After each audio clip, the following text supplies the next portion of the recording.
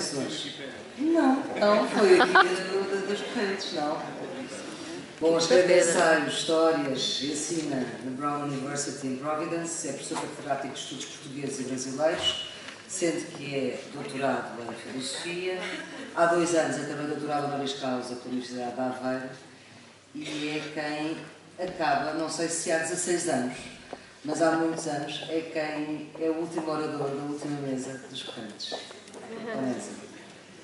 Muito obrigado, Professor. Há 16 anos, mas é uma responsabilidade, porque sabem de que é que a gente vem. Os primeiros aqui, o pessoal da POV é supersticioso e acha que, como as coisas correram bem no primeiro ano, os que vieram primeiro têm que vir sempre, e portanto nós estamos aqui. E de modo que já se tornou o hábito eu ser o último e tenho uma responsabilidade muito grande, porque as pessoas vêm ter comigo, quando eu acabar, vão dizer assim: foi bom, mas eu gostei mais do ano passado. Isso é sempre. Estava sempre um peso grande em cima das minhas costas e eu tenho. Este ano tenho. Não vai contar o tempo, porque isto não estava. O tempo está escrito, mas o que é para ler. Mas agora tenho que explicar isso um pouco melhor, porque é um contexto aqui complicado. Além dessa responsabilidade dos 16 anos, de eu ter agora que. Para não, já sei que vou ouvir isso, o ano passado foi melhor. Tenho uma coisa. Lembro-me do António Chekhov, uma peça de Malefício de Tabaco que eu representei quando era jovem. O Malefício de Tabaco o indivíduo, é o soliloquio, o indivíduo está a fazer a conferência e ele vai falar sobre os malefícios de tabaco. Mas a mulher deixou-o no teatro e foi tratar da vida, e enquanto a mulher está fora, ele fala mal da mulher toda a sessão, e quando de repente a mulher entra lá na porta de trás para me buscar, ele diz: e uma vez que estes argumentos que eu aqui apresentei contra o uso de tabaco, espero que tenham sido consultados no orçamento e nunca mais voltem a fumar, etc, etc, etc. Bom, eu tenho este ano comigo pela primeira vez a minha mulher e tenho que ter muito cuidado, porque a minha mulher costuma ler sempre o que eu escrevo antes de ler, mas nunca teve aqui. Então eu dei o texto a ela e ela leu, e a primeira coisa... Eu tenho um problema muito sério, que é as pessoas... Há muita gente que vem aqui à espera das minhas piadas. Uma grande parte de vocês vem só isso. Eu tenho que pôr isto muito claro. Eu falo há muitos anos, e isto é uma coisa da minha sabedoria popular, da minha experiência de vida, é assim. Dizem assim: eu vi o senhor há 30 anos. E eu pergunto sistematicamente: e onde é que foi? Foi tal sítio. E o senhor que é que eu falei? Assim, olha, não me lembro, mas contou aquela história. É sério. Eu tenho que... E agora eu tenho que contar uma breve história, que é o seguinte: um dia, na América, apareceu o José Hermano Saraiva convidado para uma universidade. Eu fui ouvi-lo, depois conheci, mas acabei levando-o ao meu programa de televisão, que ainda no canal português, lá levei o meu programa de televisão. E o José Hermano Saraiva, a falar, assim, conversava, a falar, e chegou-se ao intervalo. E ele manda um pirou para as mulheres. Assim, pirou. No intervalo, disse assim: senhor, com esta idade aqui a mandar um pirou às senhoras assim. E diz assim: olha, são o meu melhor público. Bom, então, o que eu tenho que dizer é ao pessoal que vem aqui esperar pelas minhas piadas: é o meu público, que eles riem, eles compram, eles riem, é o meu público. Eu só tenho 10 minutos, então tenho que tratar deles.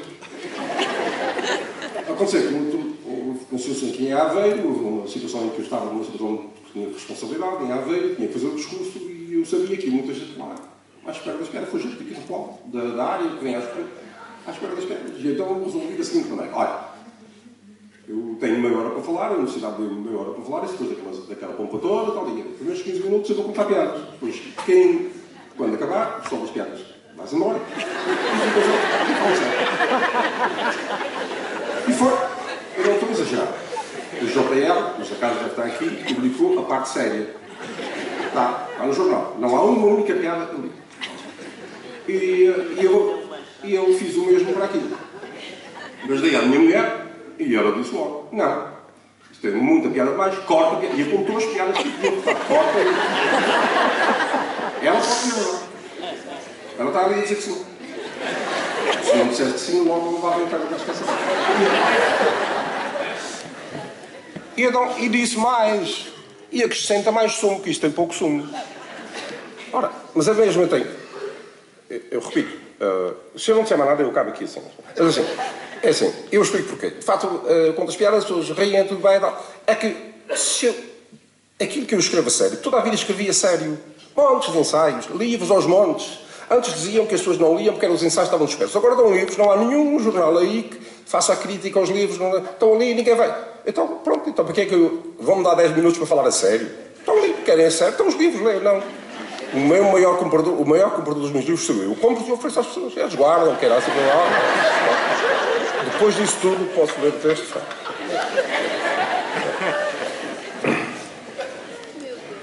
Eu vou falar, mas antes disso tenho que agradecer, porque de facto um livro foi lançado aí, o maior pacote de mentiras que circula por aí, depois de Sócrates, é um livro que o João Brás fez, e eu tenho que agradecer porque as correntes colaboraram no livro, e eu acho que posso dizer, como já mencionei como Sócrates, não o filósofo grego que não sabia, que nada sabia, mas um que estudou filosofia em Paris e está agora a fazer um estágio como interno em Évora, e eu posso dizer como ele, aposto daquele livro.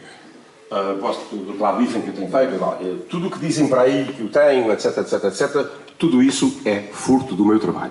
Bom,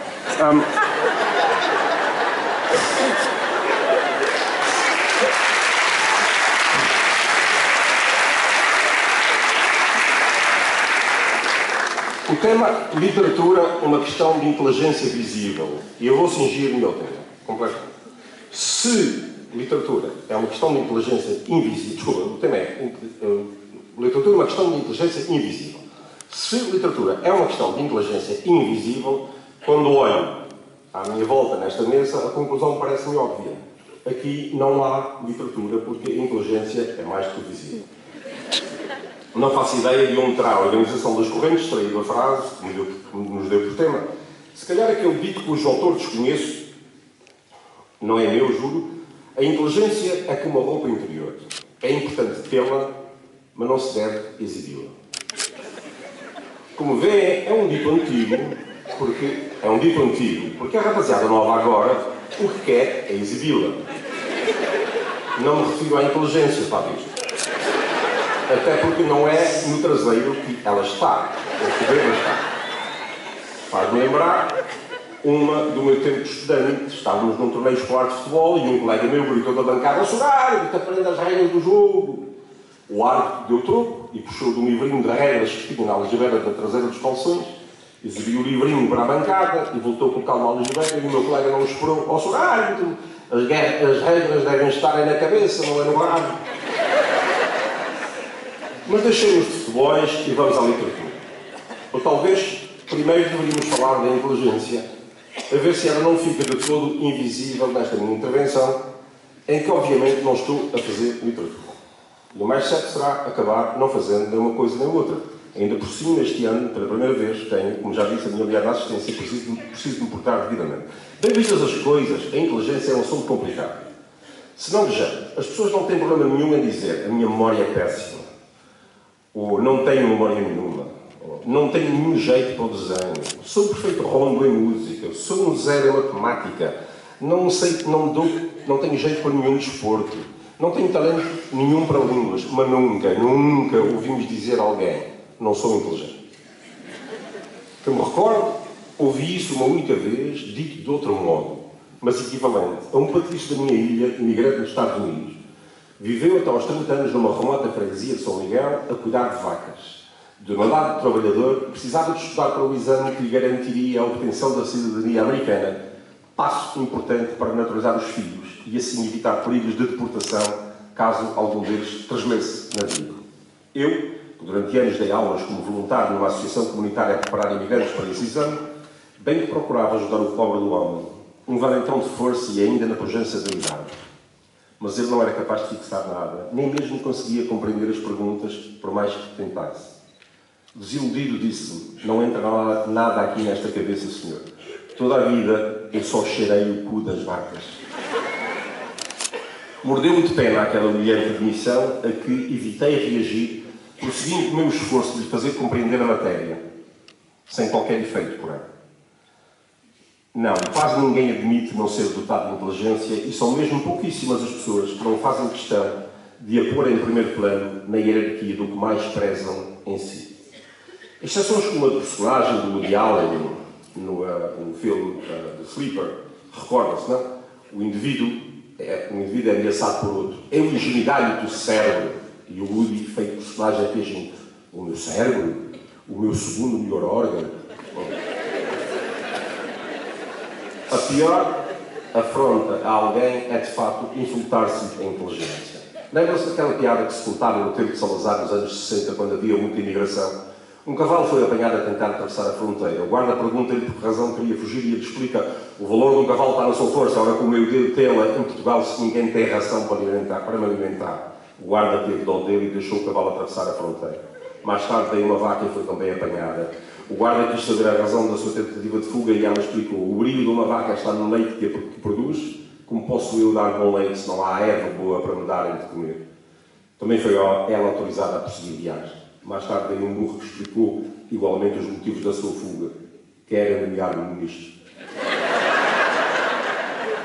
Referi os anos 60 e vou voltar a eles por causa da questão da inteligência. Era uma história que se contava no tempo dos faraós e da escrita hieroglífica, essencialmente ideográfica, ou seja, em desenhos simplificados. Os garotos na escola usavam uma pedra assim, mas não uma arlosa como no meu tempo, era uma pedra tosca e em vez de lápis serviam-se de esculpo e martelo. Um dia estavam a fazer um ditado, o professor disse em voz bem alta: o faraó, e eles começaram todos a esculpir a imagem do faraó. O professor prosseguiu: o faraó, o mais inteligente. E como no Médio Oriente os cornos eram um sinal de inteligência, lembram-se das imagens de Moisés com as tábuas da lei e os cornos luminosos na testa, puseram-se todos a esculpir os grandes cornos do faraó. O professor prosseguiu: o faraó, o mais bondoso. E todos se lançaram a esculpir um enorme coração no peito do faraó. O professor continuou: o faraó, o mais viril. Os alunos atiraram-se de novo a esculpir e um miúdo pôs o braço no ar, o professor autorizou a falar e ele perguntou: Sr. professor, o mais viril escreve-se com 2 bolas ou com 3?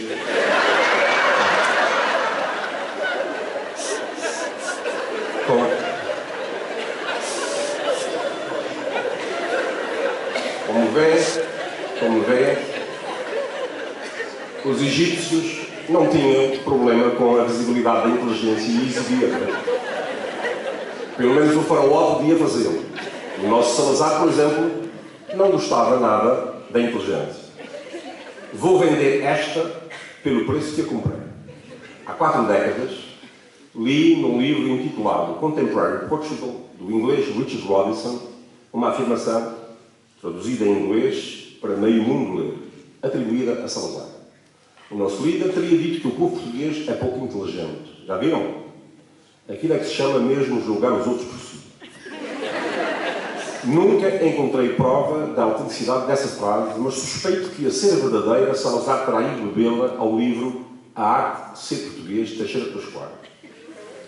O ideólogo do movimento da Renascença Portuguesa que escreveu que os portugueses não são dotados de inteligência, são bons na poesia, temos uma alma poética. Não estou a brincar. Já lá iremos, porque isso vai diretamente bater no tema desta noite. Se alguém achar que eu estou a inventar, cito verbatim do referido livro de Teixeira de Pascoais, A Arte de Ser Português. Aspas: o gênio Lusíada é mais emotivo que intelectual. Afirma e não discute. Quando uma ideia o comove, despreza a dialética.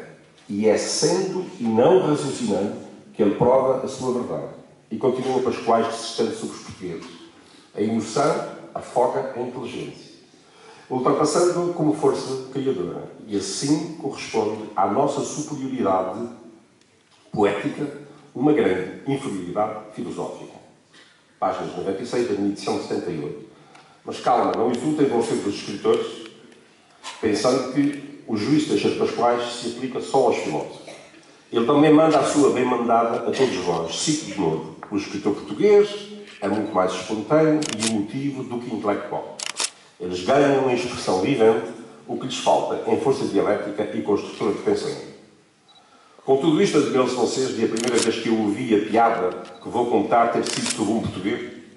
Era um canibal, num restaurante, a quem o empregado entregou a emenda. Dali a pouco, o canibal chamou o empregado e, muito intrigado, perguntou: como é que um prato de um servo inglês custa $10, um servo de um francês custa 15 e um português custa $100? O português tem assim tanta qualidade? Não é isso, respondeu o empregado meio a pedir desculpa. É que sabe lá quantos portugueses precisamos para conseguir um pratinho sério?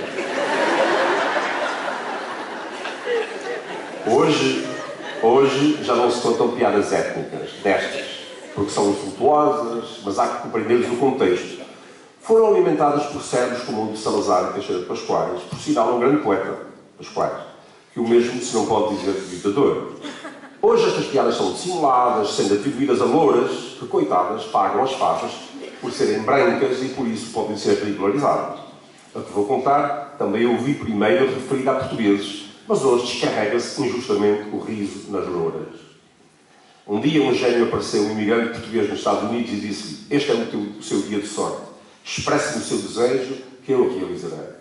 O homem meio incrédulo lá disse: vivo aqui nos Estados Unidos há muitos anos, mas não gosto nada disto. Só gosto mesmo é do cheque que recebo no fim da semana. Adoro Portugal, morro de saudade da minha pátria. Mas tenho muito medo de andar de avião. Gostaria muito de ter um appointment entre Newark e Lisboa para ir todas as semanas passar o fim de semana à minha querida terra, à Mortosa. O gênio ficou subitamente preocupado. Sabe, isto podia fazer-se, mas alguns pilares dessa ponte teriam de assentar nos Açores, e aquela terra perigosa, muito instável, sempre cheia de vulcões, terremotos, ciclones, não iria ser possível garantir a segurança no vão central da ponte. Nunca me aconteceu não realizar o desejo de um contemplado, mas hoje tenho de admitir que não posso. Porque não me pede outra coisa. Então o mortosense disse: nasceu-me há pouco tempo uma filhinha e está a crescer muito cabelo louro. Estou com medo, porque eu gostava que ela fosse inteligente e tirasse um curso para não ter de trabalhar toda a vida duramente numa fábrica como eu. O gênio ficou ainda mais preocupado, franziu o semblante e disse: ouça lá, diga-me uma coisa, quantas faixas queria naquela ponte? Esta estava censurada pela minha mulher, como esta agora que vai a seguir, mas como o meu público está a rir, eu vou contar.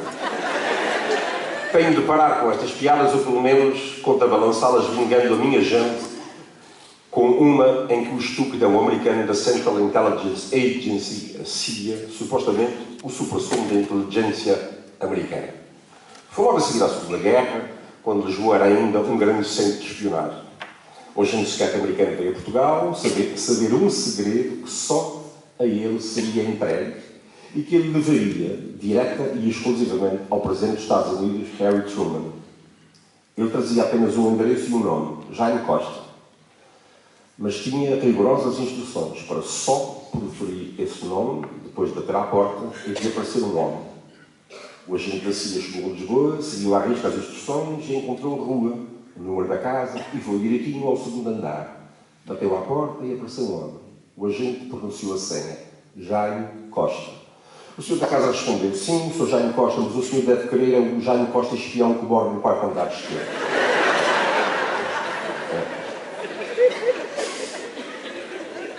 Não é apenas na frase que nos deram para tema desta mesa que a inteligência está associada à visão. Inteligir é ver, melhor é ver dentro. Por isso é estranho que nos digam que a inteligência se não deve ver na literatura. Tenho, de facto, problemas com essa frase. Sabem a história da mulher que telefonou muito zangada para o médico do marido. Senhor doutor, o meu marido toda a vida me deixou bonita e repetia-me todos os dias que eu era a mulher mais bonita que conhecia. Repetia sempre que eu mantinha a casa arrumada e asseadíssima, que a roupa que eu usava era finíssima. Mas desde que foi a uma consulta consigo, o senhor deve ter receitado qualquer porcaria de medicamento que ele agora acha enrugada, suja, mal vestida. Que droga foi que o senhor lhe deu? Um médico surpreendido: creio que a senhora está confundida e nem sequer parece conhecer a minha especialidade. Eu não receitei droga nenhuma ao seu marido, apenas lentes de contato. Sim, uma questão de visão que, neste caso, nada tinha a ver com a inteligência, ao contrário daquela outra em que um amigo diz ao outro: ora, o solteirão eterno, o solteirão, que se gabava de ser mais inteligente que os outros e que por isso nunca casaria. Afinal, parece que virou burro, vai mesmo casar, é? Não é nada disso, explicou o amigo, é que eu estava farto de andar há anos a encolher a barriga. Solução visivelmente inteligente, mas não literária. A não ser que nos ponhamos a adivinhar que no futuro desse solteirão haverá matéria de romance. Inteligente também foi aquele deputado da Assembleia da República que, num discurso, afirmou que metade da Assembleia era composta de burros. O Presidente da sessão interrompeu e o obrigou a retirar a afirmação. Então o deputado emendou: eu retiro a frase de há pouco. Não é verdade. Metade desta Assembleia não é composta de burros. Sim. Não precisam dizer-me, também eu reconheço que já estou a abusar com as histórias de burros e burrice.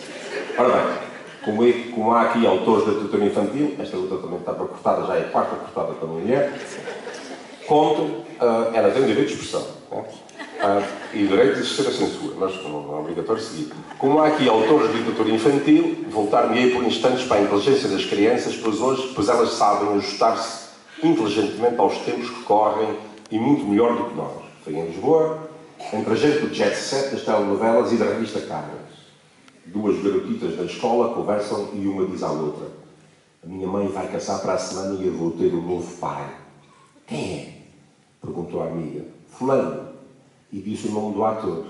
Ah, reage a amiguinha, olha, vais gostar dele. Ele foi meu pai no ano passado. A inteligência visível será mesmo? Já veremos. Apetecia-me, porém, antes disso, se não fosse parecer prosaico a citar Kant, decido afinal fazê-lo estritamente por vir a propósito. Há dias, a pedido de um colega meu, tive a dar um seminário de pós-graduação sobre a crítica do juízo estético de Kant. Os alunos leram as 200 páginas do assunto texto e a aula de 2 horas e meia serviu para conversarmos sobre a obra. Ao reler esse texto, em que nunca mais tocara desde os meus tempos de estudante, apercebi-me de um interessante pormenor. Kant diz que o belo surge quando ocorre um jogo entre os sentidos e a inteligência. Este jogo está associado a algo que produz gozo, algo que dá prazer. Ora eu, há alguns anos, que repito aquela frase de George Scalaba: a imaginação é a inteligência a divertir-se, e nunca me tinha apercebido do caráter kantiano dela. Não sei se o criativo autor ítalo-americano estava a pensar em Kant quando sintetizou tão magistralmente a interação da imaginação com a inteligência, algo fundamental no fenómeno estético e que tanto deve ter feito soar Kant ao procurar descrever. Para o mestre da palavra e da criação literária, uma simples pincelada consegue captar algo profundo, precisamente por ele saber pôr a inteligência a jogar com os dados dos sentidos. Tudo isto para frisar que não é apenas a inteligência que faz literatura, por mais que ela se esconda. Pode esconder-se, mas tem de mostrar-se a brincar, a jogar com as palavras e as imagens. E tem de ser visível ao leitor. Na verdade, não está o Dom Quixote cheio de inteligência a olhos vistos, Shakespeare também, e os nossos Idem, Camões e Pessoas, Gil Vicente, não revelam inteligência a meter-se os olhos dentro? Quando Andy Warhol disse que a beleza é um sinal de inteligência, estava a ecoar Kant, tal como Pessoa quando pôs em verso que o binómio de Newton é tão belo como a Vênus de Milo. Estavam a tocar nessa capacidade de inteligência, jogar, gozar, deleitar-se, usando os dados recolhidos da experiência sensorial. O seu divertir-se não tem necessariamente a ver com o riso. E a maior parte das vezes nem tem mesmo nada de riso. É gozo ou deleite, porque mesmo quando um leitor tem em mãos um romance profundamente triste, ele só o aprecia como obra literária quando a natureza lhe dá prazer, deleite, gozo. Mas isso é tudo visível sem que, claro, seja preciso apontar nem chamar a atenção para a inteligência. Quanto mais sutil, mais inteligente. Nada como as piadas óbvias que eu vim para aqui contar, porque isso é que é a perfeita burrice. É a velha questão da diferença entre o show e o tell da teoria da literatura. A boa escrita mostra, mas não diz, não explica, não explicita. Não exibe a inteligência, mas mostra a ação, a intriga, o desenho das personagens, a construção da trama, sempre ilustrando em vez de explicar. Porque o leitor inteligente não gosta que lhe digam, que lhe falem de alto, nem que lhe debulhem em erudição ou ditem sentenças. Ele ou ela preferem descobrir por si. Um dia, um escritor, estou quase a acabar, começou a desconfiar que não estava a melhorar nada a sua escrita e que, muito pelo contrário, estava mesmo a piorar. Foi ter um amigo que foi muito sincero com ele. Não, cá nada, estás a escrever como sempre escreveste. O teu gosto é que está a melhorar muito. Mas retome o fio à meada. O escritor não pode pensar que o inteligente é ele e o seu público uma cambada de brutos, porque afinal somos todos inteligentes, apesar de portugueses. Gostaria de ter podido lembrar a Salazar e a Pascoal. Estou a ser simpático comigo e com vocês, está claro, porque há quem pense que neste mundo somos todos obtusos. Houve até um autor super pessimista que disse que um sinal seguro de que há vida inteligente no universo é que até hoje nunca ninguém tentou contatá-los. Prefiro ser otimista e acreditar que a estupidez é uma desgraça por nenhum de nós merecida. Estamos aqui é porque queremos aprender com escritores que revelam inteligência na literatura que escrevem. Uma vez um crítico disse de um autor que ia escrever um livro de literatura infantil, se bem que não tivesse sido essa a sua intenção. E os escritores estão aqui porque há nesta sala, apinhada de gente, quem quer aprender e sabe bem ver o invisível da literatura inteligente, que vale a pena ser lida porque um leitor, mesmo que se sinta ignorante perante a imensa luminosidade cornuda dos escritores, calma, lembra-se da minha história de Faraó, história de cidade de inteligência, perante o brilho cintilante que ressaltou destas mesas aqui do palco, reconhece a grande diferença entre a ignorância e a estupidez. É que a ignorância tem cura e por isso vêm cá às correntes à procura de boas terapias. Saibamos nós, a gente das mesas, dar-nos. O problema é que muitas vezes os escritores estão como o médico naquela história. E esta prometo que é mesmo para terminar. Num hospital perguntaram a um doente: o senhor é estúpido, porque raio fugiu da mesa das operações? O doente explicou: porque eu ouvi a enfermeira dizer: não tenha receio, uma operação ao apêndice é uma coisa muito simples. E vai daí? Vai daí? Ela estava a dizer isso ao médico.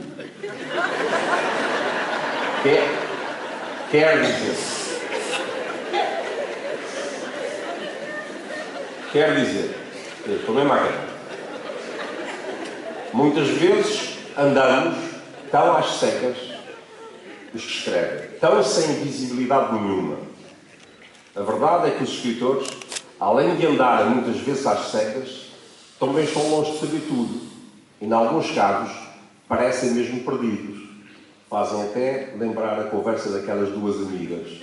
O teu marido é muito culto e inteligentíssimo, dá a impressão que sabe tudo. E a outra: oh não, ele nem sequer suspeita de nada.